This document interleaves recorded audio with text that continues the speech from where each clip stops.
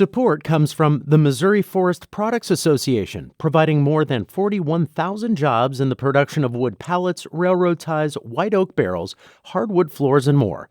Details at choosewood.com. From St. Louis Public Radio.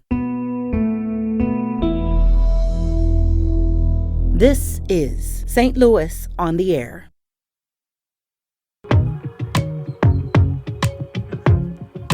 You have to come in with a sense of openness and an understanding that you are there to learn as much as to lead. What makes you interested in the money and management side of things that so many journalists just run from as tedious and hard? It's a mindset, right? Being an editor is a mindset. I'm Sarah Fensky. On Monday, St. Louis Public Radio staffers got some long-awaited news. The station is getting a brand new top leader. Tina Pamintuan has worked in journalism for more than 20 years, much of it in public media. And most recently, she's been general manager of KALW in San Francisco. She will leave that job to start this one. She takes the reins of St. Louis Public Radio on December 1st. And she joins us now to introduce herself to you. So, Tina Pamintuan, welcome. Thanks, Sarah. It's a delight to be here. So I should mention in full disclosure, I served on the committee that helped select Tina for this role. And Tina, I have to say, we were so impressed from the get-go, but we also kept asking ourselves, why would she want to leave San Francisco to come here? So I've got to ask, now that we're on the radio, why? Well, I think there's so many reasons, and one of them is quite simply because of the staff of St. Louis Public Radio. My experience there when I visited 3 weeks ago, or maybe it's been a month at this point, was that the staff and the community felt really ready for a new leader and ready to really examine its culture. And that kind of invitation for the type of leader I want to be and I strive to be was just a really good offer in terms of being able to do good, deep work in public media and in a system that I believe in. If your question is why leave sunny California to move to St. Louis, Missouri, just in terms of the actual logistics of moving, sure. I'm an adventurous person. My husband is too. Every place I've ever lived, I have, it's just exciting to be in a new place and to learn about the people and community. And so I moved to the San Francisco Bay Area 2 years ago, or 3 years ago at this point, and really dug deep and learned about the people and met wonderful humans here. And I expect the same will be in Missouri and in St. Louis. So you actually got your master's degree at the University of Chicago. Did you like being in the Midwest at that point? I did. It was a little cold. I will admit that the first snow that happened. It is not. I was told that actually, as I was, on that trip, that it's not quite as cold. But I did enjoy Chicago quite a lot. I was there for only about 10, 11 months to do my degree, but I did have a very tough winter there. But learned to love a lot about the Midwest. But, Missouri is very different from Chicago, Illinois, and so I don't expect it to be the same.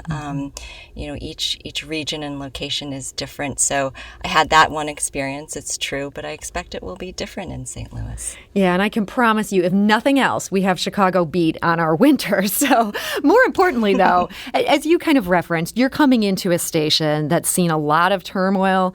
It's seen some major turnover among the staff. The general manager resigned almost a year ago after coming under fire from journalists of color at the station. Do you have some trepidation at just all the challenges ahead?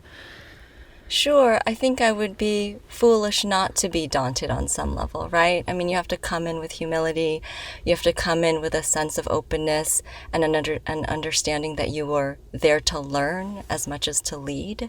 And that is really the way I think about leadership, is about how open you are to your staff. You have to serve the people who are working for you. I really believe that.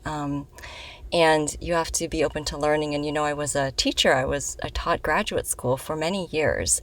And it always occurred to me that the best types of teachers and professors are ones that never leave being a student and never leave that openness to learning and being self-aware.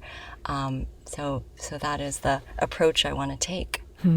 So there have been such problems, particularly with retaining journalists of color. I think the station has done maybe a decent job of hiring them, but so many seem to leave after just a few years, and sometimes they're very unhappy. What do you see as the key to not just recruiting a diverse staff, but to also retaining it? So it's about creating a culture of belonging. I think that's what has been asked for. As leaders, we're being asked to create cultures in which belonging and equity is centered. And that's not a huge ask. We should be. It's a huge process because of where we've been to get there. But it is a legitimate and real ask that I think the industry, not just St. Louis Public Radio, has to answer in a positive way, and in a way in which we are strategizing for exactly what you're talking about, which is not just hiring journalists of color and BIPOC journalists, but centering them in our organizations, creating pipelines, creating well-funded ways to do that. It's a lot of work, and it takes budget, it takes strategy, and it takes commitment. So those are the pieces that I think we'll have to put in place, and what the steps are towards getting there is something that, of course, I want to dig in deep, not just on my own, but with the staff and with the community. This is about co-creation of a culture of belonging. So you mentioned budget, and this is something that is interesting to me about you, is that you have an extensive background in journalism, not just teaching it, but also doing it. What makes you interested in the money and management side of things that so many journalists just run from as tedious and hard?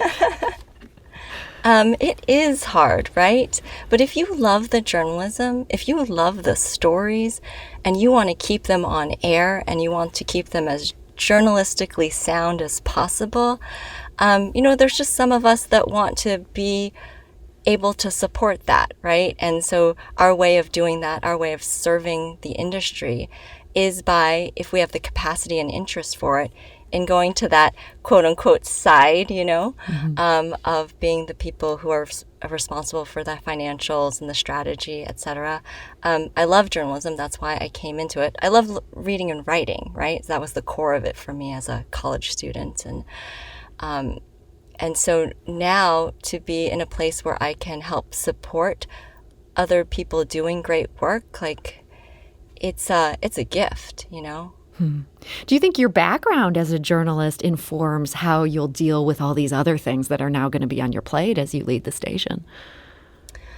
Well, which other things are we talking about? There's so many things. So yeah, I guess I'm thinking in terms of, as you're going to be raising money and as you're going to be trying to handle the business side of things, do you think that, the fact you have this experience as a journalist maybe changes how you'll look at that? Maybe. I mean, I spent a lot of time as an editor, both as a professor, but also, in other capacities and other jobs. I worked as an editor, and I've often thought of leading an organization as just a giant editorial process. What are the pieces that stay? What do we have to rethink? Is this the best source? It's a lot of the. It's a mindset, right? Being an editor is a mindset. It's around looking at what the large story is, what are the mini stories in it, who are the sources that you're bringing in, and just there's a way in which my being as a journalist and editor informs my being as a leader and a person who is doing strategy and finances and fundraising.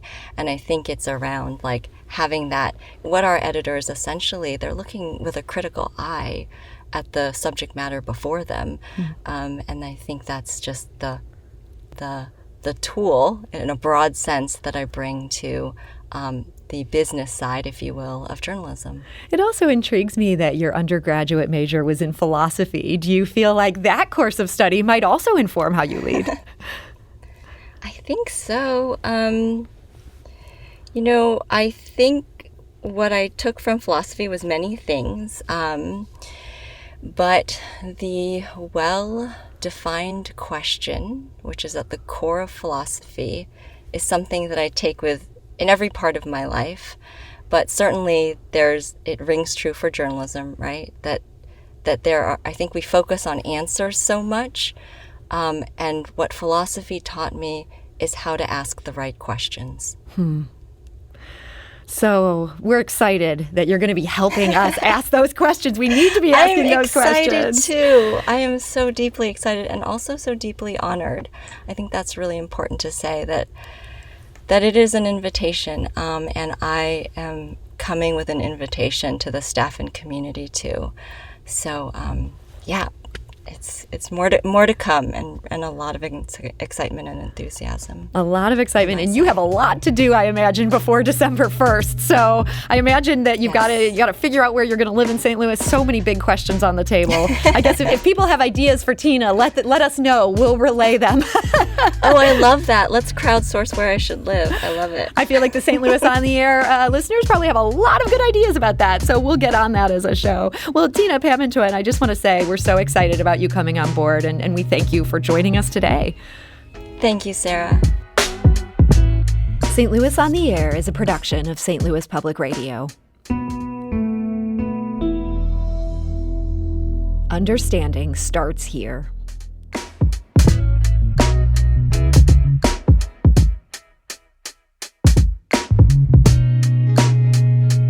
Do you find yourself regularly listening to episodes of St. Louis on the Air? Suggest us to a friend you think might enjoy our conversations, and leave us a review and rating on Apple Podcasts on the App Store. It's the simplest way to help people discover our show. Thank you. St. Louis Public Radio is a member-supported service of the University of Missouri, St. Louis.